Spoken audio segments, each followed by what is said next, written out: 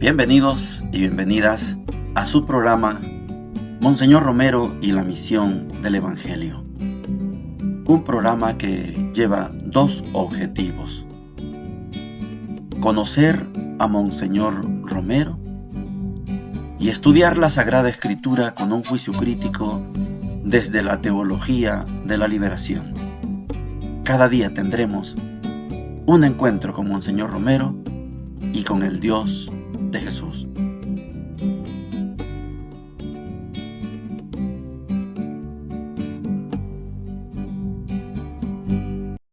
Hola, ¿qué tal? Este es su programa Monseñor Romero y la misión del Evangelio. Estamos en el sábado 24 ya de agosto. Hay una fiesta hoy, es la fiesta de San Bartolomé. El mismo que en el Evangelio de Juan aparece como Natanael. Natanael y Bartolomé son la misma figura. Pero en esta lectura, en este programa, no utilizamos las lecturas correlativas, no de cada santo, sino usamos las lecturas que corresponden al orden que lleva el calendario litúrgico. Por eso hoy no vamos a tomar esas lecturas.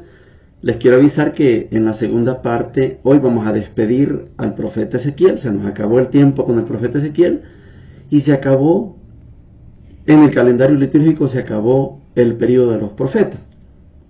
El próximo lunes haremos un viraje ya a un nuevo tipo de lecturas y también como segunda lectura, como lectura del Evangelio, entramos al quizás el capítulo más aguerrido, más fuerte que tenemos en el Evangelio de Mateo sobre Jesús. Jesús arremete contra los fariseos, contra los escribas, contra el Sanedrín en total. Este es el capítulo 23 de Mateo. Pronto estaremos estudiando ya los últimos capítulos, que son el discurso escatológico, y ahí terminaríamos los 5 discursos que Mateo pone en labios de Jesús para demostrar que Jesús es el nuevo Moisés. Y en la primera parte de hoy, con Monseñor Romero, hay varios aspectos más que interesantes. El primero de ellos es que Monseñor sigue atendiendo muchos periodistas, pero junto con los periodistas, Monseñor Romero recibe a la asociación, a la organización de los indígenas en este país. El número de indígenas en el país es bastante reducido. Comparado con otros países, es bastante reducido. Tienen unas plataformas de lucha, conozco algunas, maravillosas, por supuesto, sobre todo anti-extractivistas, anticapitalistas, anti-explotadoras, por supuesto. Y qué interesante que los y las indígenas estén organizados.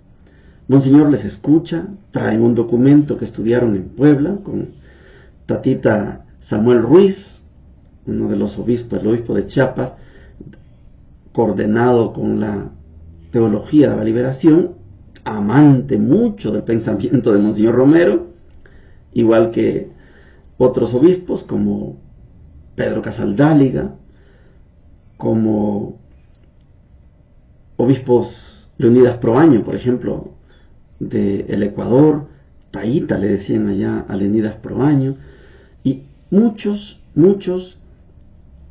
indígenas participaron en México, y México, que es papá de muchos pueblos en el sistema indígena, tienen aztecas, tienen mayas y otras culturas, y son fuertes en organización, contagian a El Salvador a este pequeño grupo de indígenas, y Monseñor les da la palabra y les da los ánimos. Otro aspecto que quiero destacar es que Monseñor se reúne con la Vicaría de Mexicanos, hay una reunión de sacerdotes. Va a ser interesante que Monseñor los visite como un papá, como un compañero, y cae muy grato el momento que Monseñor los visita. La central de trabajadores se acerca a Monseñor también para darle ánimo, para decirle estamos con su pensamiento, con su forma de predicar, y Monseñor agradece porque sabe que la Iglesia tiene que dar de verdad un buen mensaje, una buena palabra para que esto no se desborde. Por último, quiero destacar que Monseñor se reúne con un grupo de ex sacerdotes, algo así como lo que estoy viviendo yo. No ejerzo, pero sigo siendo sacerdote. Monseñor les toma la palabra, los acompaña, y lo bonito es que no los condena. No los condena y los anima y les habla del sacramento y del ministerio. Ustedes un día fueron ungidos sacerdotes y siguen con ese vínculo sacerdotal. Han elegido otro estilo de vida, pero el vínculo sacerdotal lo van a conservar para siempre. Oigamos a Monseñor. Viernes 9 de noviembre. Entre el intenso movimiento de la oficina del arzobispado esta mañana, recibí una entrevista de la televisión extranjera y otra de la televisión del país, precisamente de la universidad. También una entrevista de la Asociación Indígena, que vinieron a exponerme importantes puntos de su agrupación indigenista que había participado en la reunión episcopal de San Cristóbal Las Casas, donde varios obispos, con Monseñor Ruiz, hicieron un estudio sobre estos aspectos de América Latina. Entre nosotros es un pequeño grupo de indígenas de Izalco que quieren contar con el apoyo de la Iglesia para mantener su originalidad y su verdadero sentido autóctono y no ser solamente un objeto de explotación del turismo salvadoreño. Me dejaron el trabajo que estudiaron en México y que vamos a reproducir aquí para conocimiento de un punto tan importante. También con inquietudes sociopolíticas vinieron a pedir orientación a la Iglesia un grupo de la Central de Trabajadores y a manifestar su plena solidaridad con el pensamiento de la Iglesia en una coyuntura tan difícil como es la que vivimos en estos momentos. Estas consultas y estos acercamientos a la Iglesia me dan mucho consuelo de cómo el buen pastor Jesucristo, a través de su Iglesia, puede seguir siendo una palabra y una voz de esperanza y de orientación a tantos grupos humanos.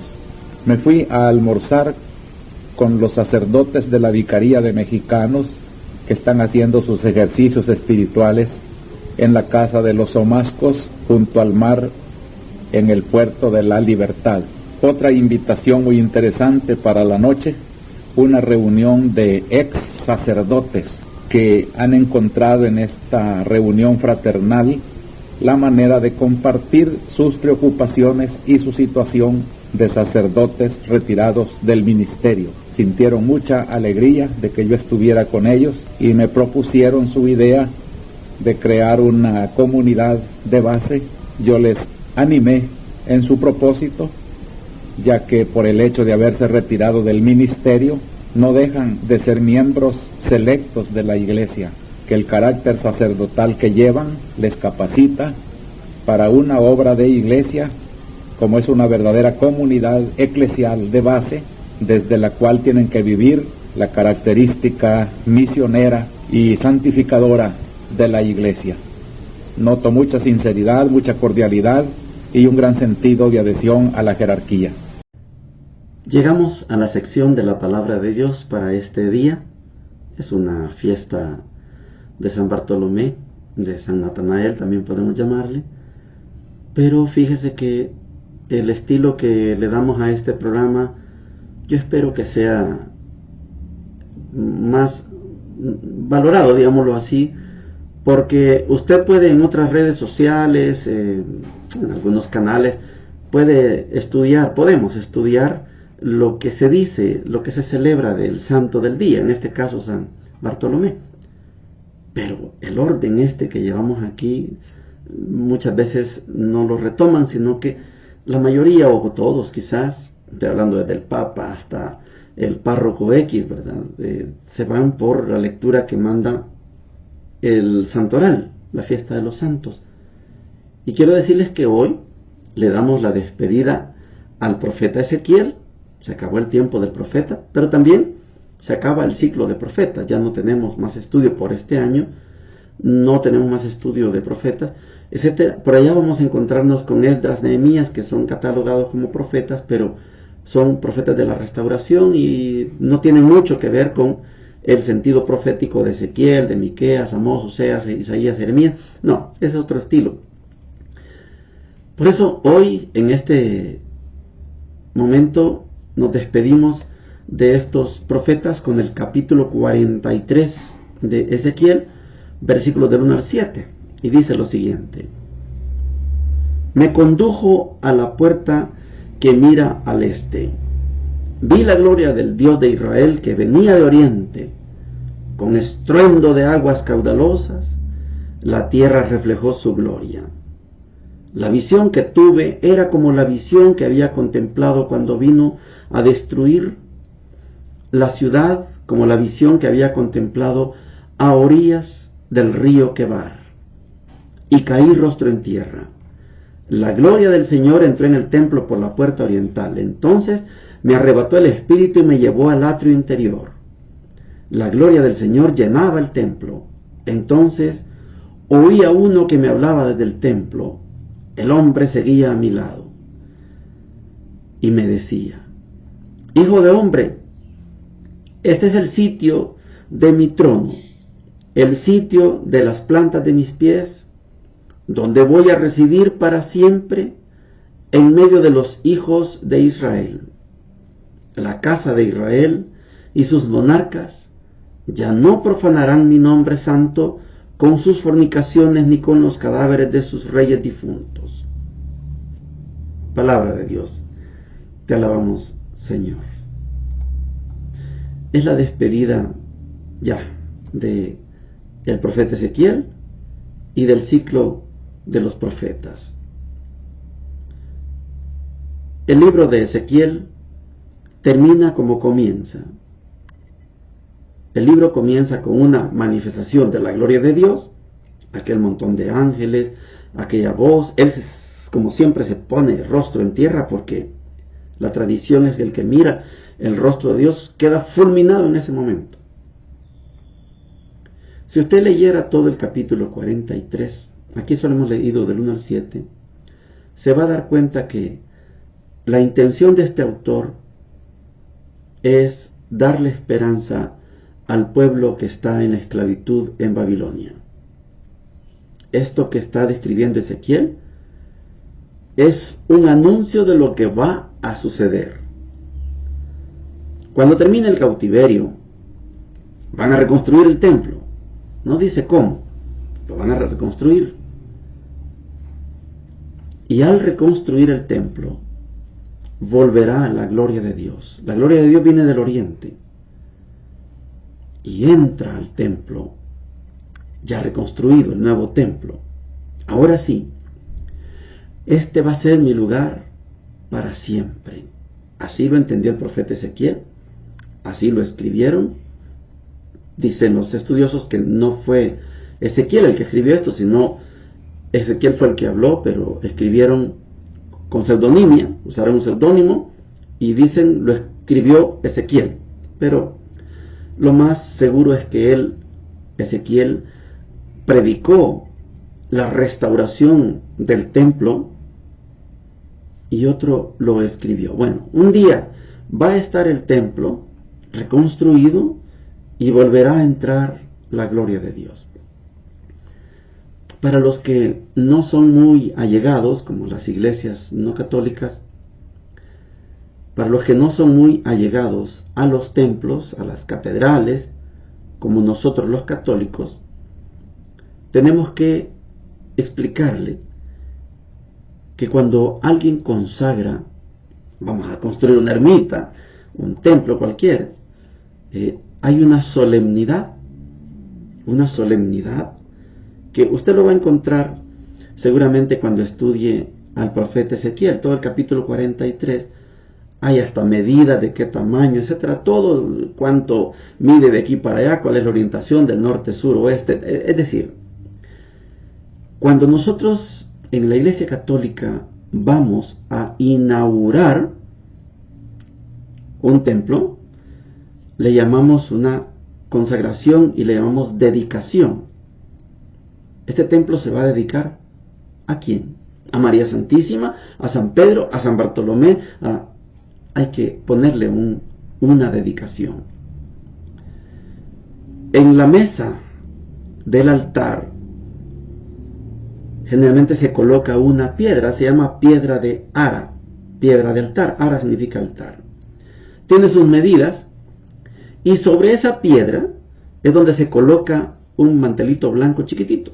Aparte del mantel grande que cubre toda la mesa, en ese cuadrito, en eso que se llama piedra de ara, ojalá un día tenga la curiosidad usted y pueda ver en cualquier iglesia, quítele todos los manteles y deje pelona, el puro mármol, la pura madera, lo que sea, y verá que en el centro hay una piedra cuadradita. Sobre esa piedra cuadradita se pone un mantelito que se llama corporal, es el más grande que el Padre extiende, y sobre ese corporal, sobre esa piedra del ara, el sacerdote pone el cáliz y pone la patena donde está el cáliz, el vino, y en la patena está la hostia grande, y ahí pone el copón. No es común que un sacerdote, por ejemplo, celebre en esa gran mesa del altar, en una esquinita. No, porque ahí no está la piedra del altar, la piedra del ara. La piedra está en el centro. Bueno, Ezequiel describe todo esto. Hay una consagración, hay una gran fiesta, va a haber una gran fiesta cuando se reinaugure el templo. El primero, el que construyó Salomón, eso quedó destruido. Ahora viene el segundo templo y falta el tercero, pero el segundo va a ser reconstruido. Lo vamos a estudiar cuando lleguemos a estudiar a Esdras y a Nehemías. Pero ahí está una figura de cómo se hace la fiesta. Pero quiero que, no lo dice la lectura de hoy, pero quiero que vean un detalle. El profeta Ezequiel vive la doble experiencia. Vive la experiencia del exilio, la destrucción del templo de Jerusalén. Ezequiel es testigo ocular. Él mismo fue exiliado. Y el profeta Ezequiel también anuncia la restauración. Tiene la doble mirada, tiene la doble función. Profeta del anuncio de la catástrofe, profeta del anuncio de la reconstrucción. Ezequiel, claro que puede estar equivocado, solo quiero que vean esa figura porque lo van a leer los que tomen el texto. Van a leer que la puerta principal del templo, según Ezequiel, queda cerrada. Y esto es una figura para decir, Dios nunca se va a volver a salir del templo. Por eso usted va a escuchar una palabra que se llama Santo Santorum, Santo de los Santos. Es un cuarto que está al fondo del templo, allá al fondo del templo, donde el sumo sacerdote, no el sacerdote, el sumo sacerdote, entra una vez al año. El sumo sacerdote, nadie más entra.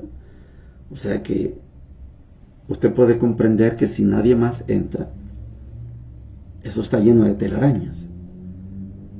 Porque nadie no puede hacer limpieza como hacen limpieza hoy en nuestras catedrales.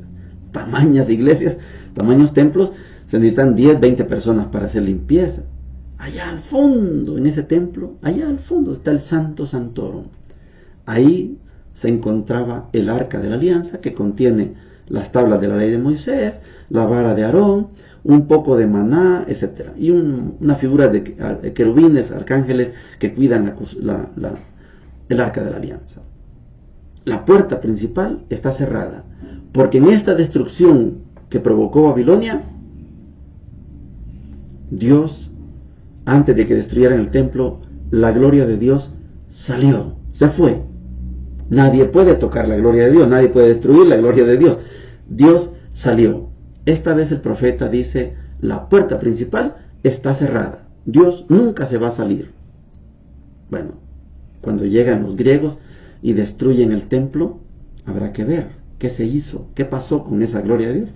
Esto lo estudiamos en el libro de los Macabeos, ya vamos a tocar ese tema. Pero esta figura de la puerta cerrada hace decir al profeta, esta va a ser mi casa para siempre. De aquí nadie me saca. Bueno, terminamos el profeta Ezequiel y nos vamos al capítulo que les decía. El capítulo 23 es quizás para mí el capítulo más aguerrido, más enérgico, más de cultura bravía de Jesús respecto al Sanedrín. Es solo el inicio. Leemos capítulo 23, versículos del 1 al 12, y dice lo siguiente: Entonces Jesús, dirigiéndose a la multitud y a sus discípulos, dijo: En la cátedra de Moisés se han sentado los letrados y los fariseos.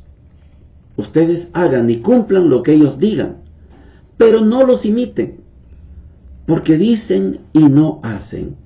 Atan fardos pesados, difíciles de llevar, y se los cargan en la espalda a la gente, mientras ellos se niegan a moverlos con el dedo. Todo lo hacen para exhibirse ante la gente. Llevan cintas anchas y flecos llamativos en sus mantos. Les gusta ocupar los primeros puestos en las comidas y en los primeros asientos en la sinagoga. Que los salude la gente por la calle y los llamen maestros. Ustedes no se hagan llamar maestros, porque uno solo es el maestro, mientras que todos ustedes son hermanos. En la tierra a nadie llamen padre, pues uno solo es su Padre, el del cielo. Ni se llamen jefes, porque solo tienen un jefe, que es el Mesías. El mayor de ustedes, que se haga servidor de los demás. Quien se alaba, será humillado. Quien se humilla, será enaltecido. Palabra del Señor. Gloria y honor a ti, Señor Jesús. Vamos a hacer un pequeño repaso de lo que hemos estudiado para poder comprender mejor el capítulo 23 de Mateo. A ver, cuando estamos en el tiempo de la Navidad, decíamos que curiosamente Mateo y Lucas son los dos evangelios que hablan de la infancia de Jesús, pero son diferentes. En Lucas, el arcángel San Gabriel se le aparece a la Virgen María y le dice aquella frase que decíamos, ¿verdad? Que se le decía al César: ¡Ave César! Y el arcángel dice: ¡Ave María! Ave, Dios te salve, doncella, muchachita, jovencita, Dios te salve.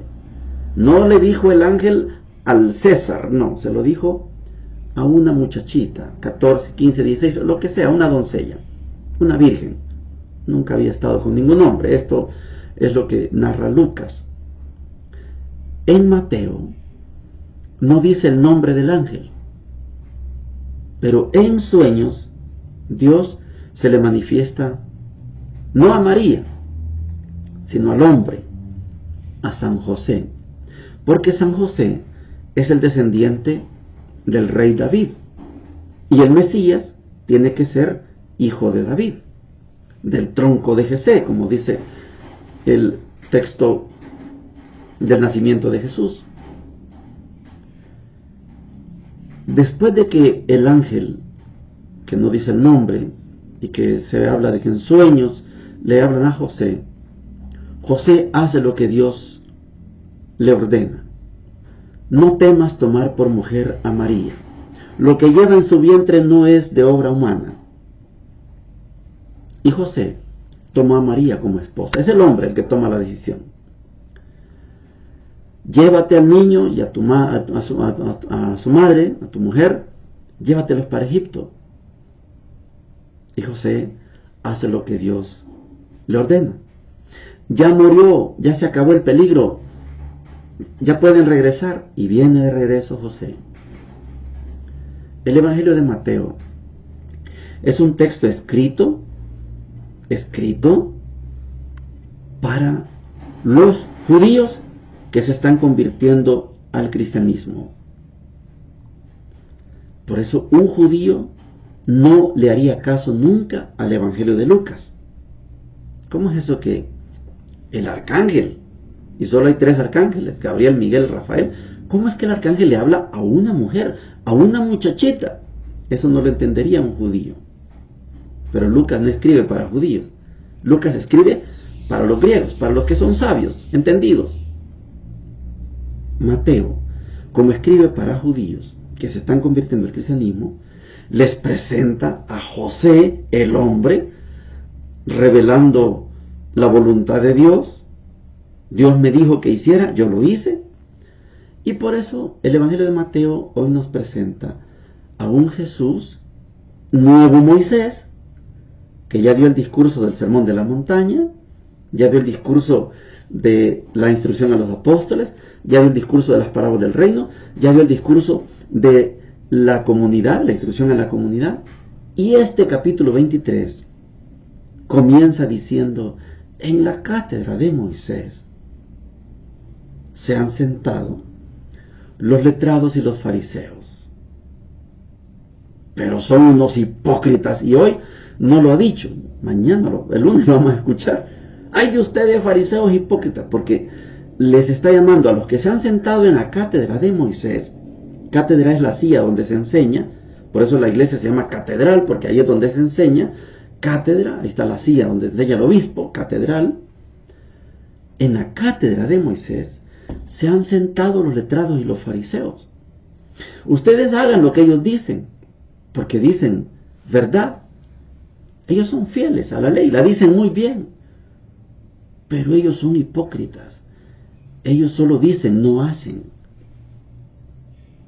Esto que estamos leyendo es el principio, es la introducción, pero da para hablar horas y horas, porque tenemos que darnos golpes de pecho, porque muchos de nosotros también nos sentamos en la cátedra de Moisés y somos hipócritas.